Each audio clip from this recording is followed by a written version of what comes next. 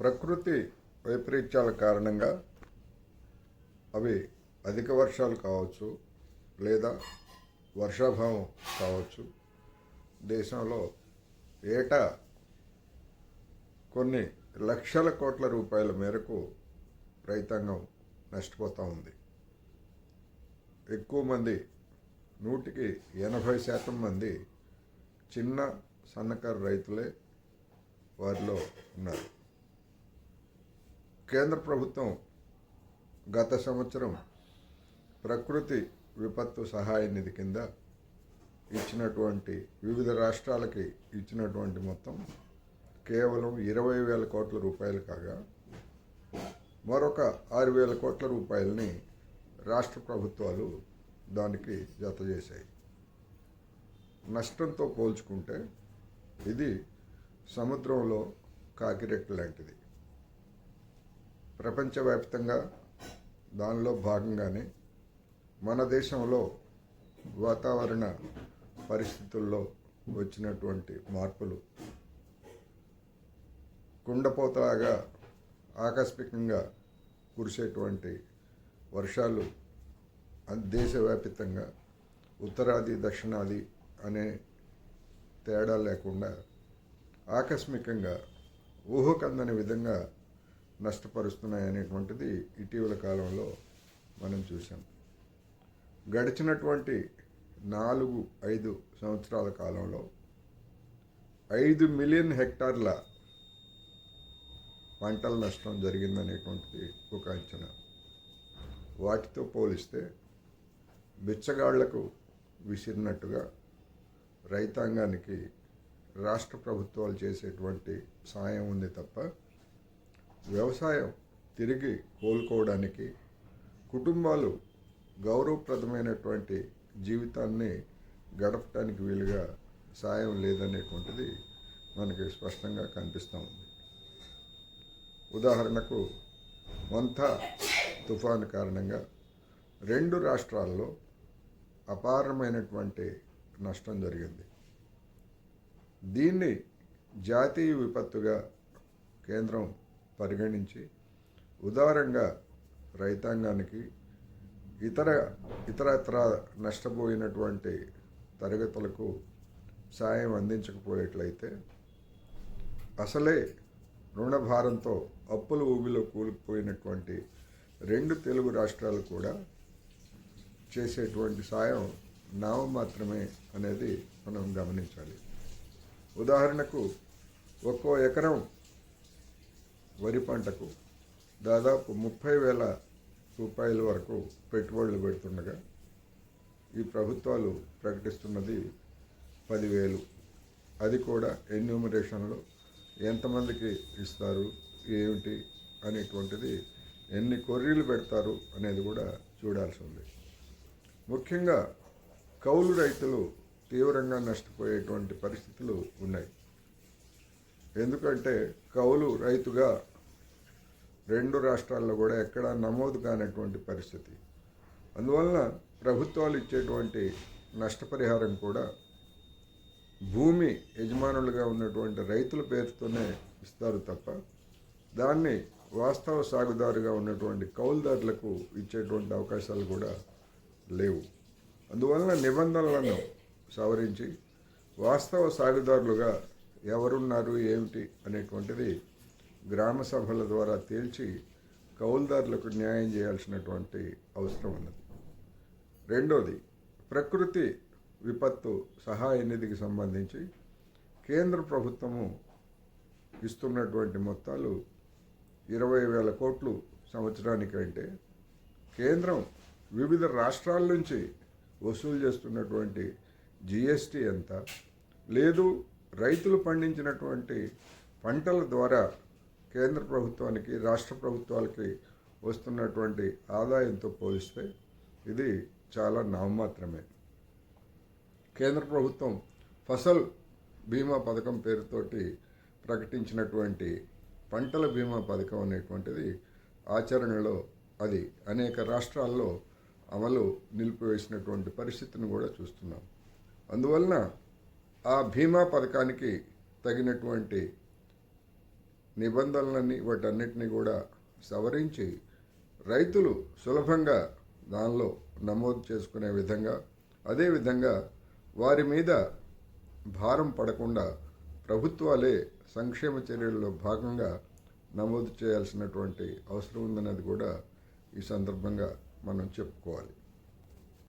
భారీ వర్షాల కారణంగా మరొక ప్రధానమైనటువంటి అంశం రోడ్ల విధ్వంసం.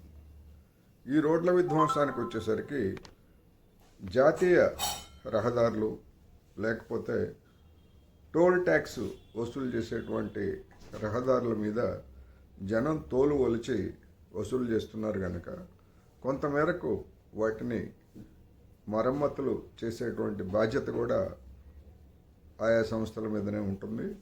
ఒక హక్కుగా వినియోగదారులు రిపేర్లు చేయమని అడగవచ్చు. కానీ గ్రామీణ ప్రాంతాల్లో ఉన్నటువంటి రోడ్లు వర్షాలకు ఒకసారి దెబ్బతింటే 4-5 సంవత్సరాల పాటు వాటిని మరమ్మతులు చేసేటువంటి నాథుడు లేకుండా పోయినటువంటి పరిస్థితిని మనం చూస్తున్నాం. ఎందుకు అంటే రాష్ట్ర ప్రభుత్వాల దగ్గర ఉన్నటువంటి నిధుల కొరత, తగినటువంటి రాబడి లేకపోవడం అనేటువంటిది ఒకటైతే, ముఖ్యంగా గ్రామీణ ప్రాంతాల్లో మార్కెటింగ్కి, ముఖ్యంగా రైతుల పంటలు మార్కెట్ యార్డులకు రావాలంటే గ్రామీణ రోడ్లు చాలా కీలకమైనవి. ఆ రోడ్ల కారణంగా అవసరమైనటువంటి వాహనాలు గ్రామాలకు వెళ్ళలేనటువంటి పరిస్థితుల్లో రైతులు పట్టణాల్లో ఉన్నటువంటి ధరల కంటే చాలా తక్కువ మొత్తాలకు గ్రామాల్లో ఉన్నటువంటి దళారీలకు అమ్ముకోవాల్సినటువంటి పరిస్థితి కూడా వస్తూ ఉంది. అందువలన రోడ్డు నష్టాలు కూడా రైతాంగాన్ని నష్టాల పాలు చేస్తున్నాయి. పంటలకు తగినటువంటి గిట్టుబాటు ధర రాని పరిస్థితిని కూడా సృష్టిస్తున్నాయి అనేది గమనిస్తే రైతాంగానికి ఇటు ప్రకృతి వైపరీత్యాలతో, అదేవిధంగా రోడ్ల దెబ్బతినటంతో గోడ దెబ్బ చెంప దెబ్బలాగా 2 దెబ్బలు తగిలి నష్టపోతున్నారనేది కూడా మనం గమనించాలి. ఇలాంటి అనేక కారణాలు ఇవాళ భారతదేశం అంతటా, అదేవిధంగా 2 తెలుగు రాష్ట్రాల్లోనూ ఉన్నటువంటి వ్యవసాయ రంగం ఎదుర్కొంటున్నది. ఈ కారణంగానే అనేక మందికి వ్యవసాయం గిట్టుబాటు కాని కారణంగా వాటన్నిటినీ వదిలేసి కౌలు రైతులకు ఇచ్చి వ్యవసాయం నుంచి తప్పుకుంటున్నటువంటి పరిస్థితిని కూడా మనం గమనించాలి. అందువలన ఒక విపత్కరమైనటువంటి పరిస్థితిని ఈ ప్రకృతి వైపరీత్యాలు కలిగిస్తున్నాయి. వాటికి ఉదారంగా కేంద్ర రాష్ట్ర ప్రభుత్వాలు రైతాంగాన్ని ఆదుకోవాల్సినటువంటి అవసరం ఉందనేది మనం ఈ సందర్భంగా చెప్పుకోవచ్చు. ఇటీవల మన దేశంలో కానీ ప్రపంచవ్యాప్తంగా కూడా రకరకాల వరదలు, ప్రకృతి విపత్తులు సంభవిస్తున్నాయి.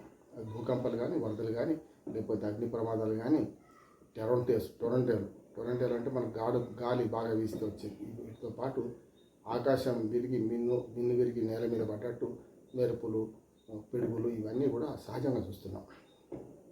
వీటి కారణం ఏంటంటే ఇప్పుడు అకాల వర్షాల గురించి చెప్పుకుంటున్నాం, ఇట్లాంటి ప్రకృతి విపత్తుల గురించి చెప్పుకుంటున్నాం.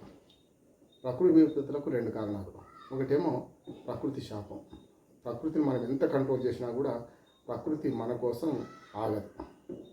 పంచభూతాలు అంటాం కదా, భూమి, ఆకాశం, నీరు, నిప్పు, గాలి, ఈ 5 పంచభూతాలు. 5 కూడా ఎప్పుడు విరుచుకపడతాయో ఎప్పుడు చెప్పలేము. అంటే ప్రకృతి శాపం భూమి మీద ఇవాళ కాదు, తరతరాలుగా ఉంటుంది. స్వాతంత్రం వచ్చినాక మన భారతదేశమే కాదు, ప్రపంచవ్యాప్తంగా ఎక్కడికక్కడ ఉన్నది. కానీ దీన్ని ప్రకృతి శాపాన్ని మనం అటో ఇటో భరించగలుగుతాం, కానీ పాలకుల పాపాన్ని భరించలేము. పాలకుల పాపం వల్ల ఈ నష్టం ఎక్కువైంది అనుకోండి, అప్పుడు పాలకుల పాపం. అందుకని ప్రకృతి శాపం ఉంటుంది, పాలకుల పాపం మనం వెంటాడుతుంటుంది. ఈ రెండింటిని వేరుగా చూడాలి. మొదలు ప్రకృతి శాపానికి కారణం ఏమిటి చూద్దాం. మానవ తప్పిదాలు కొన్ని ఉంటాయి. నిజంగానే ప్రకృతి ప్రకోపిస్తే మన మనుషులు, మానవ మాత్రం ఏం చేయలేము. అది నేను చేతకంటాను అంటే ఇంత సైన్సు ఇంత అభివృద్ధి చెందినా కూడా చాలాసార్లు మనం ప్రకృతి విపత్తును ఊహించగలుగుతాం. కొంతవరకు దాన్ని ప్రాణ నష్టం కానీ ఆస్తి నష్టం ఎట్లాగో తప్పదు, ప్రాణ నష్టాన్ని నివారించగలుగుతాం. అంటే ముందస్తు జాగ్రత్తలు తీసుకోవడం కనుక. అందుకని ఇప్పుడు మన మోందా తుఫాన్లో ముందస్తు జాగ్రత్తలు తీసుకోవడం వల్ల చాలా వరకు ప్రాణ నష్టం తప్పింది. ఆస్తి తప్పదు కదా, పంట చేయాలని తీసుకెళ్ళి ఇంట్లో పెట్టుకోలేము, బీరువాలో దాచిపెట్టుకోలేము. కనుక ఆరు బయట ఉన్న ఏదైనా సరే నష్టపోతాం. కానీ ప్రాణ నష్టం తగ్గించడానికి ఇవాళ అత్యాధునికమైన ఆ శాస్త్ర సాంకేతిక రంగం వచ్చిన తర్వాత ఇవాళ అనేక రకాలుగా మనం అద్భుతంగా మనం సాధించినాం. గతంలో వాతావరణ శాఖ ఒకటి చెప్తే బయట ఒకటి జరిగేది. ఇప్పుడు అట్లా కాదు, 90% అక్యురేట్గా చెప్పగలుగుతున్నాం. 10% మనం ఏం ఊహించలేం. ఉదాహరణకు మనం మందా తుఫాను అది ఈశాన్యకు వెళ్ళుకుంటూ మన కాకినాడ దగ్గర రేవు దాటి ఛత్తీస్గఢ్, ఒరిస్సా ఛత్తీస్గఢ్ దాకా పైకి పోద్ది అనుకున్నాం. అదేమైంది, తిరగబడి దండకారణ్యం నుంచి కిందికి వచ్చేసి ఇవాళ వరంగల్ జిల్లాలో అతలాకుతలం చేసింది. అటువంటి దాన్ని అప్పటికప్పుడు ఏం ఊహించలేము మనం. కానీ మానవ తప్పిదం ఏంటంటే మేము 40 ఏళ్ళ నుంచి చెప్పుకుంటున్నాం. మానవ తప్పిదాలు కర్బన ఉద్గారాలు పెరగడం. ఇవాళ చూస్తున్నాం కదా, మనకు అకాల వర్షాలు అట్లా వర్షం పడితే కూడా క్లౌడ్ బర్స్ట్, అంటే మిన్ను వీరికి మీద పడ్డట్టే క్లౌడ్ బర్స్ట్. ఇవి రెండింటి కారణం ఏంటంటే మనం మానవ తప్పిదాలను కర్బన ఉద్గారాలు పెంచడం, ఆనాటి నుంచి ఏమంటున్నాం భూతాపం పెరగడం. దీని ద్వారా మామూలుగా సముద్రంలో 26%, 26 డిగ్రీలు అటు ఇటుగా ఉంటే పెద్దగా అలజడులు ఉండవు. ఎప్పుడైనా మన వేడి సముద్రంలో నీటి వేడి తగ్గితే అల్పపీడనం వస్తుంది. అలా వేడి పెరిగింది అనుకోండి, అధిక పీడనం వచ్చి రెండు కూడా వాయుగుండంగా మారే ప్రమాదం ఉంటుంది.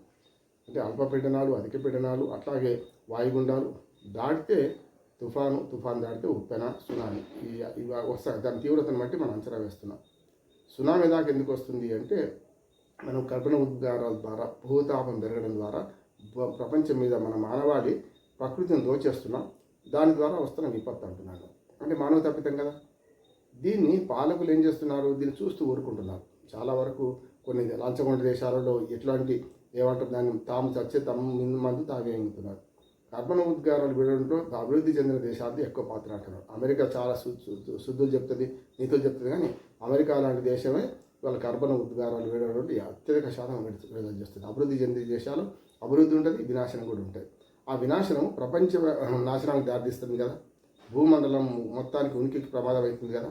అందుకని చూడండి, ఇప్పుడు మొత్తం నేను చెప్పిన 5 రకాల ప్రమాదాలు వస్తూనే ఉన్నాయి.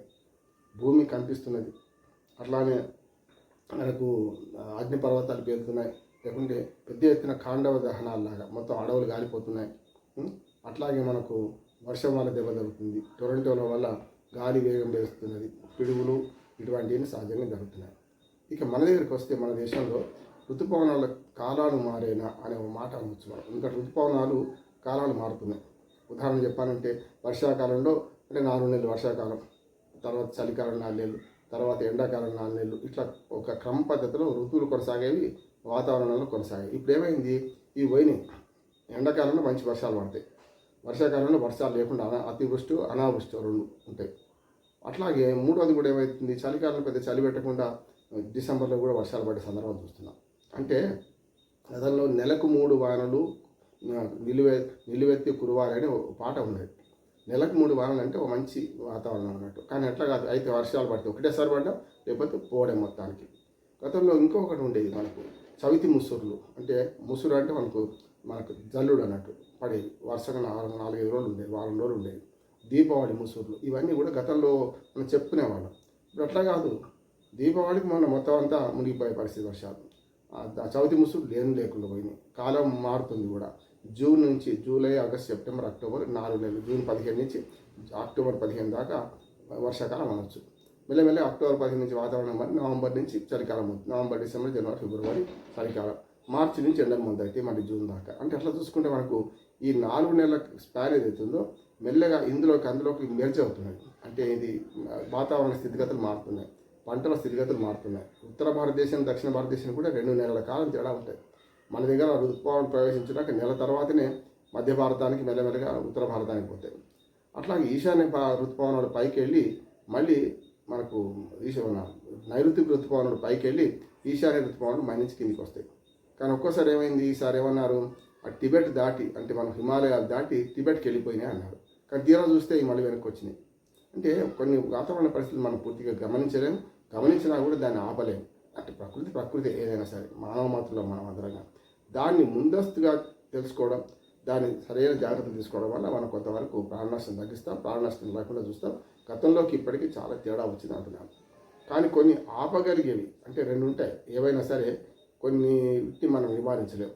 వయసు పెరుగుతున్న కొద్దీ వార్ధక్యం వస్తుంది, దాన్ని నివారించలేము. అట్లాగే మనకు ఖచ్చితంగా చావు, జాతస్య మరణం ద్రవం, ఈ 2 కూడా తప్పదు. కానీ మానవుడికి ఉన్న క్లేశాలలో అంటే కష్టాలలో నివారించదగ్గ క్లేశాలు కూడా చాలా ఉంటాయి. పాలకులు సరిగ్గా పనిచేసి, ప్రభుత్వాలు సరిగ్గా పనిచేసి మనకు ప్రజల్ని అవేర్ చేస్తే తప్పనిసరి కొంత మనకు ఇటువంటి విపత్తులు రాకుండా ఉంటాయి. వీటికి సమిష్టి కృషి చేయాలి. కేవలం మన ఒక్కరమే పాటిస్తే లాభం లేదు.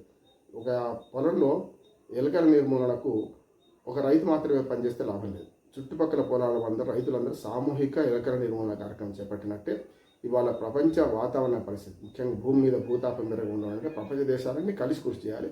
దీనికి అనేక మార్గాలు పెట్టుకున్నాం. మనం మిలీనియం గోల్స్ అన్నాం, సస్టైనబుల్ SDCలు అన్నాం, సస్టైనబుల్ మన గోల్స్ అన్నాం, డెవలప్మెంట్ SDG అన్నాం. ఇవన్నీ కూడా మనం చూసుకుంటే ఈ గోల్స్ అన్నీ కూడా ప్రపంచవ్యాప్తంగా పెట్టుకున్నాం. కానీ ఆచరణకు వచ్చేవరకల్లా మనం ఉల్లిగడ్డ సామెతలాగా మనమే ఉల్లంఘిస్తున్నాం. చాలా దేశాలు ఉల్లంఘిస్తున్నాయి. ఇది కాకుండా ఉండాలి. భూతాపం పెరగొద్దు. భూమి మీద కార్బన్ ఉద్గారాలు పెరగకుండా ఉండాలి. భూమిని ప్రకృతిని దోచుకోకుండా ఉండాలి. భవిష్యత్ తరాలకు ప్రకృతిని మిగిలిస్తే ఇటువంటి ప్రమాదాలు భవిష్యత్ తరాలకు వారసత్వంగా ఇచ్చినట్టు కాదు. వారసత్వంగా మంచిని ఇవ్వాలి. ఈ ప్రకృతిని కాపాడాలి. సేవ్ గ్లోబ్ మన భూమి మండలాన్ని కాపాడాలి. వచ్చే తరానికి మనం ఇవ్వాలి. మనం ఆస్తులు ఎట్లా కాపాడుకుంటున్నాం మన పిల్లల కోసం, అట్లాగే భూమిని కాపాడాలి. వచ్చే తరానికి ఈ భూమి యొక్క సంపదను మన పిల్లలకు, మన మనవడు మనవరాలకు, అందరూ మనవాళ్ళే కదా, ప్రపంచం మీద అందరూ ప్రజలకు అందించే ప్రయత్నం చేయాలి. దానికోసం ప్రభుత్వాలు కట్టుదిట్టమైన ఏర్పాటు చేయాలి. ప్రజల బాధ్యత కూడా ఉంది ఇందులో. ప్రజలు కూడా పర్యావరణ నష్టం కలిగిన చర్యలు చాలా చేస్తున్నారు. ఇప్పటికెళ్తే చాలనుకుంటున్నారు. అది కరెక్ట్ కాదు. రేపటికి కూడా భవిష్యత్తు ఉంది అని ఆలోచన చేస్తే ఈ సమస్య ఉండదు. నమస్కారం.